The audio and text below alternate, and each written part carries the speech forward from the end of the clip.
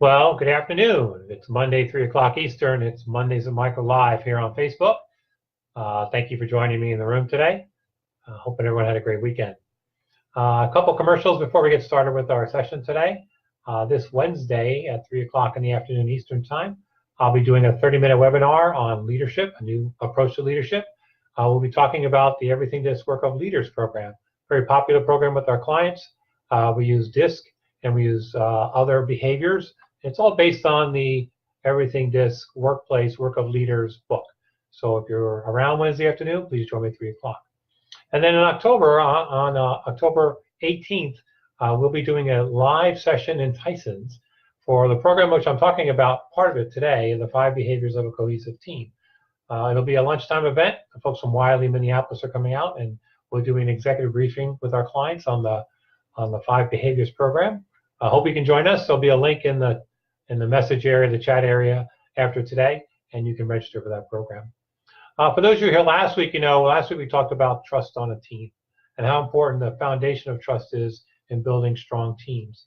Well, today we're going to take it to the next step. So step 2 in the process that we take teams through is all about healthy conflict. So once you've established trust, and it's that vulnerability-based trust we talked about, I trust you, you trust me. If I need help, I ask for help. If I mess up, I say I mess up.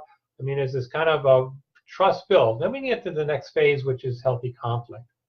So what is healthy conflict all about? And why is conflict important on a team? Conflict is important on a team because the issues need to be debated. They need to be addressed.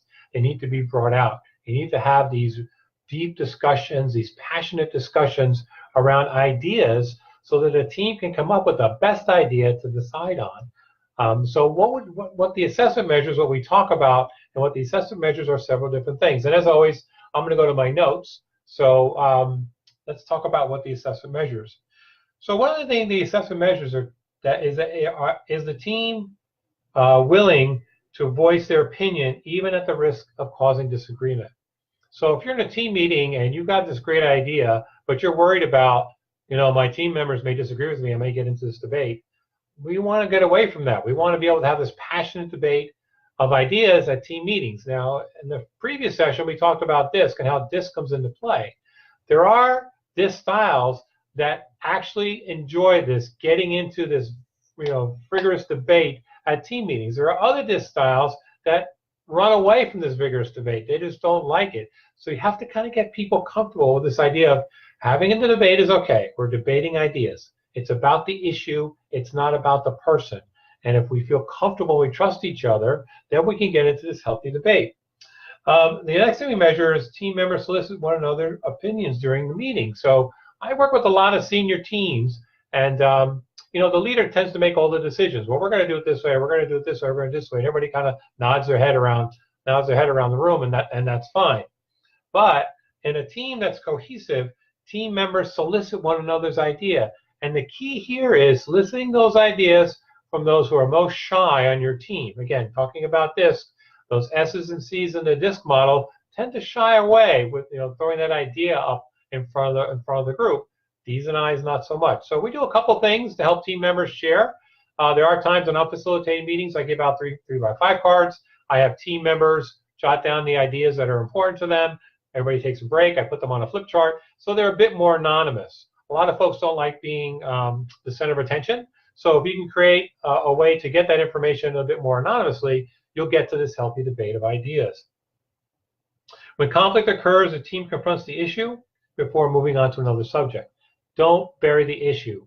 If you need to extend your agenda a little bit, do that. If you need to table the decision for a deeper meeting, do that.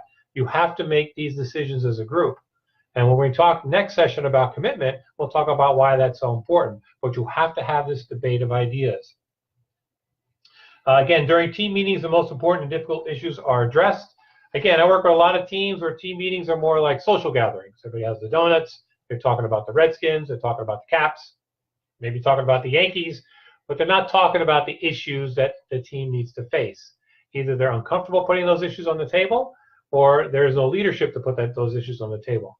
Got to put those issues on the table. Got to talk about them. You got to debate them passionately. Then you have to decide. When we talk about commitment next week, we'll talk about making those decisions. So in the class that we teach, we deeper dive each of those 4 questions. The group talks about where their scores are there, where they feel that that's where their team is, why that is. Again, depending on the DISC makeup of the team, some of this is intuitive. It's understandable that if you're not bringing up ideas, you may be around a group of folks that are uncomfortable sharing those ideas or putting them on the table. But we do have a DISC discussion during this module. We do a couple activities around DISC and conflict. Team members break into their DISC quadrants, and they actually introduce their style again to the group, but from a conflict perspective. We talk about healthy behaviors in conflict, and we talk about unhealthy behaviors in conflict. And I'm just going to give you a couple of highlights here in each of those 4 styles. So when we talk about Ds in the healthy conflict ring talk about speaking up about problems. Ds don't have a problem talking about problems. Ds don't have a problem talking about anything. But the unhealthy behavior is when that speaking up overpowers and gets aggressive. And we want to stay away from that unhealthy behavior. You want to keep it in the speaking up about problems, but not overpowers and gets aggressive. I's, the healthy conflict behavior is expressing feelings. And I's like to express feelings, and they do that, and that's okay. But the unhealthy behavior during this conflict would be the gossiping or being overdramatic. We don't want to see that. We don't want to see that type of behavior with I's. We want to keep it just about expressing their feelings, and that's okay. S's tend to listen to others' perspective in a conflict situation. They are very shy about sharing their own perspective, though, and they don't speak out about their own needs or their own ideas. They tend to put the needs of others before the needs of themselves. So with S's, you need to make sure that they speak up and share those ideas.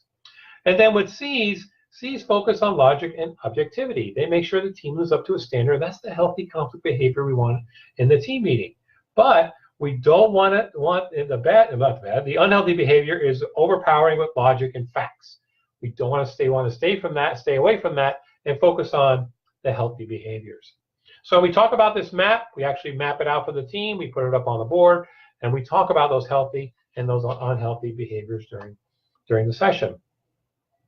Then we get to a place we start talking about mastering conflicts. How do you master conflict? So the team, again, assesses itself in these areas and makes a decision what is proper or not proper behavior in a conflict situation. And this is what we put in front of them. Raising your voice when you get passionate, going beyond the meeting time to resolve an issue, using strong language when you're upset, avoiding someone when you're angry. We see a lot of that. Excluding other team members from difficult conversations, and we see a lot of that too. Being outwardly emotional and expressing anger through indirect actions rather than voicing it directly. So the team gets to go through the assessment and assess itself on what it feels its appropriate behavior in those conflict situations. And we have a deeper dive discussion around what's acceptable behavior and what's unacceptable behavior in a conflict situation, which all leads us to a place about taking action. So based on all that information, the action planning process, as you know, is 2 steps in this program, 1 for the team and 1 for me. So the first part is for the team. So we want to get to a place where the team commits to having lively, interesting meetings, extracts ideas from everyone on the team, not just the ones who are most vocal, solves problems quickly, because once you get in the practice of this, you should be able to do that, minimizes politics within the team that may be or may not be an issue for you, and puts critical issues on the top of the agenda each month and have those passionate debates about those important topics. So that's just kind of a high level about mastering conflict or working on healthy conflict within your team. It's the second step in the 5 behaviors process. Next week's session will all be about commitment. So we're working on trust as the base, having these passionate debates. How do you get the team to commit to a decision? Very important that they commit to a decision. Just as a reminder, we have a session this Wednesday, 3 o'clock. I'll put a link in the comment section here. And our live session with the folks from Wiley coming into Northern Virginia and Tyson's Corner in October for the 5 Behaviors program.